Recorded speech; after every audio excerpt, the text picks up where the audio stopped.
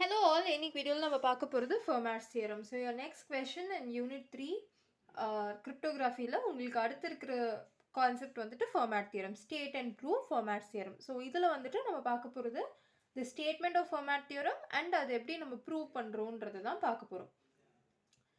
So உங்களோட ஃபெர்மாட் theorem என்ன அப்படின்னு பார்த்தீங்கன்னா, if p is prime and a is a positive integer not divisible by p, then you can write it in the form of a power p minus 1 is congruent to 1 under mod p. ஓகேவா? இல்லை இதோட alternative form நீங்கள் எப்படி எழுதலாம்னா a power p is congruent to a under mod p அப்படின்னு சொல்லிட்டு எழுதலாம். So இது வந்துட்டு எப்படி ஒரு எக்ஸாம்பிள் வச்சு நம்ம எப்படி ப்ரூவ் பண்ணுறோம் அப்படின்னா, any prime number if you take, ஏதாவது ஒரு ப்ரைம் நம்பர் நீங்கள் எடுத்துக்கோங்க. Okay, p is a prime number and ஏன்றது வந்து ஒரு பாசிட்டிவ் இன்டீஜர். ஃபார் எக்ஸாம்பிள் நம்ம எப்படி எடுத்துக்கலாம்னா, ப்ரைம் நம்பர் p வந்துட்டு 3ன்னு எடுத்துக்கலாம், a ஏதாவது பாசிட்டிவ் இன்டீஜர்னா 4ன்னு எடுத்துக்கலாம். பட் ஒரு கண்டிஷன் என்னென்னா, that positive integer should not be divisible by p. So அது வந்துட்டு p ஆல் டிவிசிபிள் ஆகக்கூடாது அப்படின்னு சொல்லியிருக்காங்க. 4 is not divisible by 3. So இப்போது a power p minus 1 is congruent to 1 under mod pன்றதை ப்ரூவ் பண்ணணும். கரெக்டா? ஸோ aன்றது 4, pன்றது 3 minus 1. அப்போ இது என்னது? 4 power 2. அப்போ 4 power 2 is 16. கரெக்டா? 16 is congruent to 1 under mod p value வந்து 3. So 16 is congruent to 1 under mod 3 னா எப்படி நம்ம செக் பண்ணுவோம்? 16 divided by 3 என்னது? ரிமைண்டர் என்ன வரும்? 1 வரும். So because 3 5s are 15, so 16 minus 15 will be 1. So கரெக்டாக வருதா? ரிமைண்டர் 1 வருதா? So this concept is proved. Like இது வந்துட்டு நம்ம ஒரு எக்ஸாம்பிள் வச்சு பார்த்துருக்கோம். இதை எப்படி ப்ரூவ் பண்ணுறது அப்படின்னு பார்க்கலாம். The same thing you can apply here. Yes, a par p is congruent to a under mod p. So for this நீங்கள் வந்துட்டு என்ன எக்ஸாம்பிள் எடுப்பீங்க? இதோட ஸ்டேட்மெண்ட் என்ன சொல்லுதுன்னா, p வந்துட்டு ப்ரைம், a வந்துட்டு ஒரு பாசிட்டிவ் இன்டீஜர்னு தான் சொல்கிறாங்க. a வந்து உங்களுக்கு p ஆல் டிவைட் ஆகக்கூடாது அப்படின்ற மாதிரி எந்த கண்டிஷனுமே கிடையாது. ஸோ நீங்கள் வந்துட்டு ஏதாவது ஒரு பாசிட்டிவ் இன்டீஜர் எடுத்துக்கலாம். இப்போ நம்ம வந்துட்டு a power p is congruent to a mod pன்றதுக்கு வந்து ஒரு எக்ஸாம்பிள் எடுத்து பார்க்கலாம். இப்போ இந்த கான்க்ருவென்சி நம்ம எப்படி எழுதுவோம்னா, it's nothing but a power p mod p is equal to a mod p. ஓகேவா? இந்த ஒரு மாடை எடுத்துட்டு தான் நம்ம வந்துட்டு இந்த கான்க்ருவென்சியை இன்க்ளூட் பண்ணுறோம். ஓகேவா? லைக் இப்போ இந்த ஒரு மாடை நம்ம இங்கே எடுத்துட்டோம்னா இந்த கான்க்ருவென்சி சிம்பிளை நம்ம இன்க்ளூட் பண்ணிக்கலாம். Instead of writing this mod P நம்ம இங்கே வந்துட்டு கான்க்ருவென்ஸ் சிம்பிள் இன்க்ளூட் பண்ணிக்கலாம். சப்போஸ் அந்த மாட் பி எழுதுறோம்னா ஈக்குவல் டு சிம்பிளே நம்ம போட்டுக்கலாம். நம்ம ஆல்ரெடி எடுத்த எக்ஸாம்பிள் வச்சு இதை நம்ம ட்ரை பண்ணலாம். நம்ம முன்னாடி எடுத்ததுக்குமே லைக் முன்னாடி நம்ம இங்கே இருந்துச்சுல, லைக் இங்கே ஒரு எக்ஸாம்பிள், இதுக்குமே இட் இஸ் லைக் இப்படி தான் எழுதுவோம். ஈக்குவல் டு 1 mod p அப்படின்னு எழுதலாம். ஓகேவா?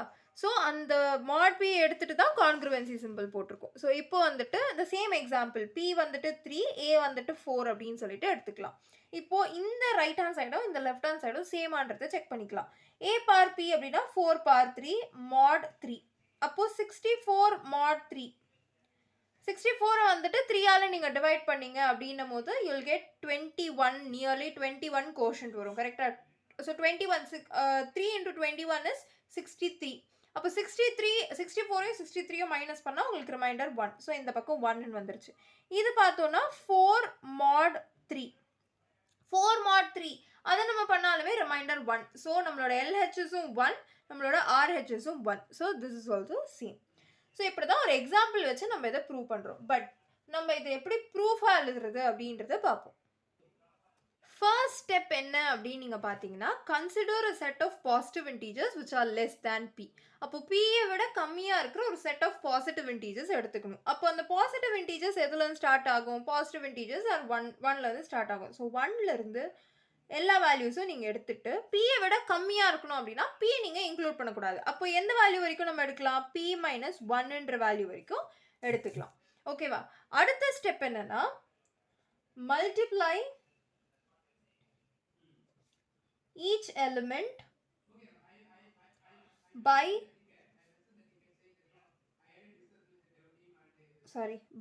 a modulo p to get the set x. So நீங்கள் என்ன பண்ணுவீங்க அப்படின்னா இந்த வேல்யூஸ் இருக்கு இல்லையா, இந்த 1 2 3 4 அது எல்லாத்தையுமே you're going to multiply by a modulo p. இதை வச்சு நீங்கள் மல்டிப்ளை பண்ண போறீங்க. ஓகேவா? To get the set x. அப்போ x is equal to a mod p. ஒரு வேல்யூக்குமே a mod p மல்டிப்ளை பண்ணணும். அப்போ 1 into a mod p னா it will be a mod p only. 2 into a mod p அப்படின்னு நீங்க எடுத்துக்கிட்டீங்கன்னா 2a mod p அப்படின்னு வரும். 3 into a mod p is 3a mod p அப்படின்னு வரும். அந்த மாதிரி p minus 1 அப்படின்னா p minus 1 into a mod p அப்படின்னு சொல்லிட்டு வரும். கரெக்டா? ரைட். ஸோ இப்போ நம்ம என்ன பண்ண போறோம் அப்படின்னா next step is none of the elements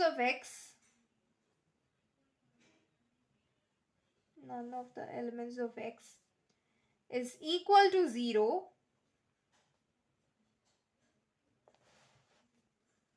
why? Because p does not divide a. நம்ம இதை ஆல்ரெடி நம்மளுடைய கொஷன்லயே நம்மளோட ஃபெர்மாட் தியரம் என்ன சொல்லியிருக்கோம், நம்ம ஒரு value we should take which is not divisible by p. a ஓட வேல்யூ வந்துட்டு p ஆல டிவைட் ஆகக்கூடாது அப்படின்றது. ஸோ அதை வச்சு நம்ம பார்க்கும்போது வாட் ஆர் வி டேக்கிங், இங்கே வந்துட்டு எந்த வேல்யூமே ஜீரோன்னு ஆகாது. ஜீரோன்னு எப்போ ஆகும், when a is divided by a is divisible by p னா மட்டும்தான் உங்களுக்கு வந்துட்டு ரிமைண்டர் ஜீரோன்னு வரும். அந்த மாட் ஆப்ரேஷன் எடுக்கும்போது ஜீரோன்னு வரும். பட் இங்கே எதுவுமே வந்துட்டு ஜீரோன்னு வராது because a is not divisible by p. அப்போ நெக்ஸ்ட் ஸ்டெப் என்ன, no two of the integers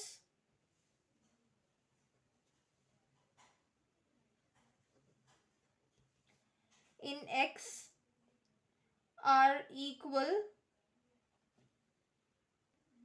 so next என்ன சொல்லியிருக்காங்க அப்படின்னா no two of the integers in x are equal. So எந்த வேல்யூஸுமே எக்ஸுக்குள்ள எக்ஸ் செட்டில் இருக்கிற எந்த வேல்யூஸுமே ஈக்குவல் கிடையாது அப்படின்னு சொல்லியிருக்காங்க. ஸோ இந்த ஸ்டேட்மெண்ட்டை நம்ம ப்ரூவ் பண்ணுறதுக்கு, அதாவது no two integers in x are equal prove பண்ணுறதுக்கு நம்ம ஒரு சின்ன ப்ரூஃப் மாதிரி பார்க்கலாம். wherein it is going to be an assumption. நம்ம ஒன்று அசியூம் பண்ண போகிறோம், நம்ம ஈக்குவல்னு அசியூம் பண்ணிவிட்டு அது ஃபால்ஸ்ன்னு ப்ரூவ் பண்ணிட்டோம்னா இட் இஸ் நாட் ஈக்குவல் அப்படின்னு வந்துடும். ஓகேவா? ஸோ நம்ம என்ன அசியூம் பண்ண போகிறோம் அப்படின்னா நம்ம ரெண்டு வேல்யூஸ் எடுத்துக்க போகிறோம் which is J and K. இந்த ஜே அண்ட் கேவோட ரேஞ்ச் எப்படி இருக்கும் அப்படின்னு பார்த்தீங்கன்னா 1 less than or equal to j less than k which is less than or equal to p minus 1 அப்படின்ற ரேஞ்சில் இருக்கும். ஓகேவா?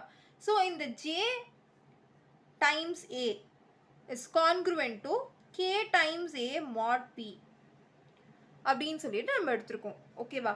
ஸோ j வந்துட்டு if you take j times of a and if you divided by p அதோட நீங்கள் divide பண்ணும்போது உங்களோட reminder என்ன வரும்னா k டைம்ஸ் ஆஃப் a அப்படின்னு சொல்லிட்டு வரும்னு நம்ம எடுத்துருக்கோம். இங்கே a and p are relatively prime. நமக்கு ஆல்ரெடி தெரியும் a is not divisible by p. அப்போது they are relatively primeனா என்னது, gcd is 1. not divisible நம்ம போது gcd obviously 1 தான். கரெக்டா? அப்போது நம்ம என்ன பண்ணலாம், இந்த ஏவை வந்துட்டு கேன்சல் பண்ணிடலாம். கரெக்டா? So a is relatively prime to p. So a வந்துட்டு கேன்சல் பண்ணோன்னா j is congruent to k under mod p ன்னு வரும். ஓகேவா? So j is congruent to k under mod p அப்படின்னா இந்த கான்க்ருவன்சி எப்படி நம்ம ரிமூவ் பண்ணலாம், j mod p is equal to k mod p அப்படின்னு சொல்லிட்டு ரிமூவ் பண்ணலாம். இப்போ ரெண்டு பக்கமும் mod pன்னு இருக்கிறதுனால what you can do, so j and k are equalன்ற மாதிரி உங்களுக்கு இங்கே அசம்ஷன் வரும். கரெக்டா? j and k ஈக்குவல்னு இங்கே நமக்கு வரும்பொழுது பட் நம்ம எடுத்துக்கிட்ட அசம்ஷனில் இருக்கிற ரேஞ்ச் என்ன, ஜேவும் கேவும் j is less than k not equal to k. அப்போது நம்ம எடுத்துக்கிட்ட அசம்ஷனுக்கு நமக்கு வந்திருக்கிற ரிசல்ட்டே ஃபால்ஸ். கரெக்டா? அப்போது திஸ் இஸ் ஃபால்ஸ், நம்மளோட அசம்ஷனே தப்பு. அப்போ என்னவாகும், j and k are not equal. j and k are any two integers in x. அதுதான் நம்ம எடுத்திருக்கோம். ஸோ எக்ஸில் இருக்கிற ஏதாவது ரெண்டு இன்டீஜர்ஸ் தான் நம்ம எடுத்திருக்கோம். ஸோ இப்போ அது ஃபால்ஸ், நம்மளோட அசம்ஷன் ஃபால்ஸ்ன்னு வரும்போது obviously this statement is prove. no two integers in x are equal. So after that, your next step is multiplying all the elements in both steps and taking mod p. So you have set x and set s, correct? So your set s is nothing but the one which you took over here. This is s and this is x, okay? So s, what you're going to have is going to be 1 into 2 into 3 into p minus 1, since they are asking us to multiply all the elements in both the sets, no? So 1 into 2 into 3 till p minus 1. So how will this, how can we write this? We can write it like p minus 1 factorial, correct? So 1 into 2 into 3 p into அது வந்துட்டு p minus 1 times வரைக்கும் போகுது அப்படின்னா நீங்கள் multiply பண்ணும்போது it's just factorial, கரெக்டாக? 6 ஃபேக்டோரியல்னா 1 into 2 into 3 into 4 into 5 into 6ன்னு எழுதுவீங்க. அப்போ இது வந்துட்டு p minus 1 ஃபேக்டோரியல் அப்படின்னு எழுதுறோம்.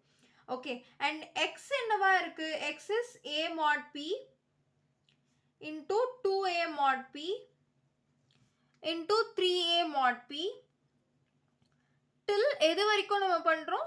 p minus 1 into a mod p வரைக்கும் நம்ம பண்ணுறோம். இதை மல்டிப்ளை பண்ணும்போது you can take mod p வந்துட்டு காமனாக எடுத்துக்கலாம், கரெக்டா? ஏன்னா mod p நீங்கள் எத்தனை தடவை பண்ணாலும் இல்லை ஒன்றா சேர்த்து வச்சு நீங்கள் பண்ணாலுமே it is going to be same, கரெக்டா? ஸோ mod p நான் காமனாக எடுத்துக்கிறேன். அப்போ என்ன வரும்? a into 2a into 3a into p minus 1 into a அப்படின்னு சொல்லிட்டு வரும்.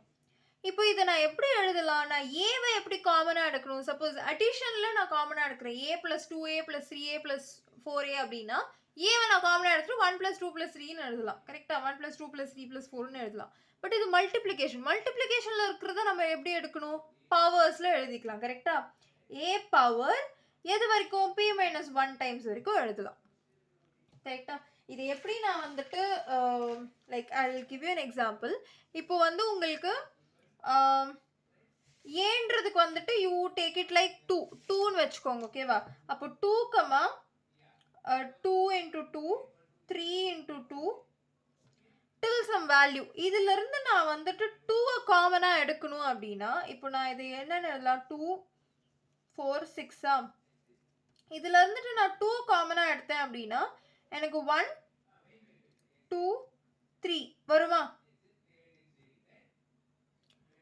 பட் இஃப் ஐ மல்டிப்ளை, இது வந்துட்டு நார்மலாக அடிஷனுக்கு எடுக்கிறோம். மல்டிப்ளை பண்ணும்போது நான் எடுக்கிறேன் அப்படின்னா suppose 2 into 2 into 2 into 3 into 2 இதில் நான் வந்துட்டு 2 காமனாக எடுக்கிறேன் அப்படின்னா எத்தனை 2s எனக்கு இருக்கு?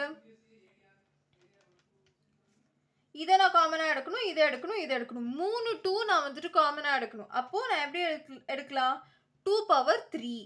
அப்போ 1 into 2 into 3 உள்ள மல்டிப்ளை பண்ணி இப்படி எழுதிக்கலாம். So that is what I have done over here, கரெக்டாக? ஸோ மல்டிப்ளிகேஷன் நான் எடுக்கும் போது அதை நான் பவர்ஸில் எடுத்துக்கிறேன்.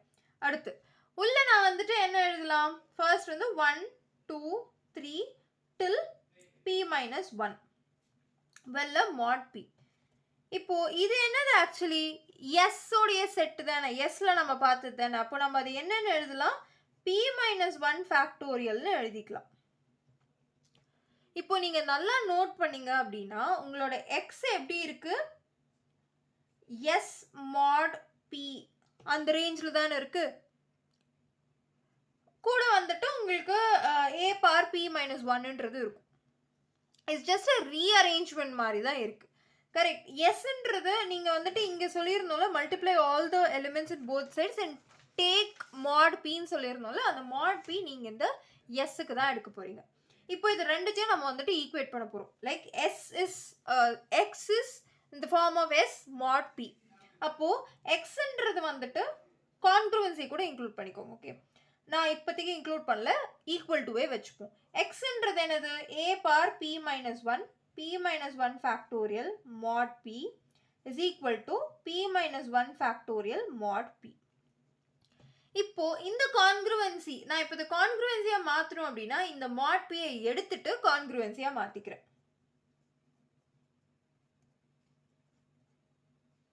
congruent to p minus 1 mod p. Okay, இப்போ ரெண்டு சைட்லயுமே p minus 1 is common. p minus 1 factorial p minus 1 factorial is common. So ரெண்டுத்தையுமே கேன்சல் பண்ணிக்கலாம். அப்போ a power p minus 1 is congruent to 1 under mod p அப்படின்னு சொல்லிட்டு வந்துடும். So this is your Fermat's little theorem. Thank you.